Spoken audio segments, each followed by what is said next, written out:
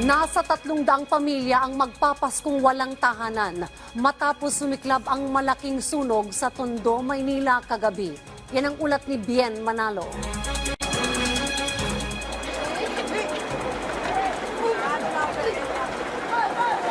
Nagtulong-tulong ang ilang residente sa pagpapasahan ng mga balde ng tubig para tulungan ng mga bumbero na apulahin ang sumiklab na sunog sa Kapulong Street, Tondo, Maynila, bandang alas 9 kagabi.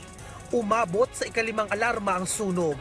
Bandang alas 12 ng hating gabi nang ideklarang fire under control ang sunog at tuluyang naapula dakong alas 2 ng madaling araw. Ayon sa Bureau of Fire Protection Manila, mabilis na kumalat ang apoy dahil gawa sa light materials ang mga bahay.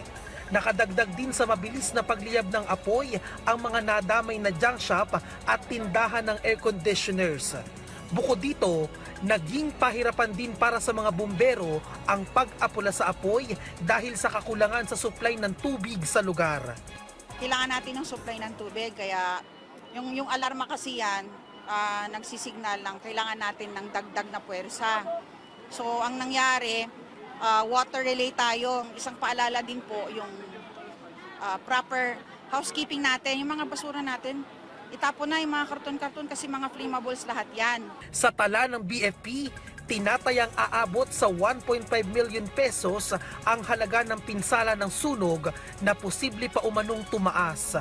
Mahigit 200 bahay ang natupok ng apoy. Isa sa mga nawala ng tirahan si Maureen Malyari na yakap-yakap pa ang paboritong stop toy ng apong may sakit. Ito kasi ang tangi niyang naisalba mula sa sunog. Wala, ito lang po. Kasi lang, paborito po ng apo ko itong may hydrocephalus eh.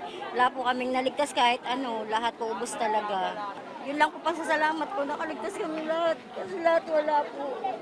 Pati po yung pera namin na nakaipon doon sa taas namin, nasunog po lahat, wala po. Kasi gusto ko po, maging maayos po yung Pasko namin. Ngayon lang po ako bumili ng Christmas tree, nasunog pa po. Wala namang naiulat na nasawi pero isang bumbero ang nasugatan habang rumiresponde sa sunog. Nagpaalala naman ang BFP sa publiko para maiwasan ang sunog lalo't higit ngayong holiday season.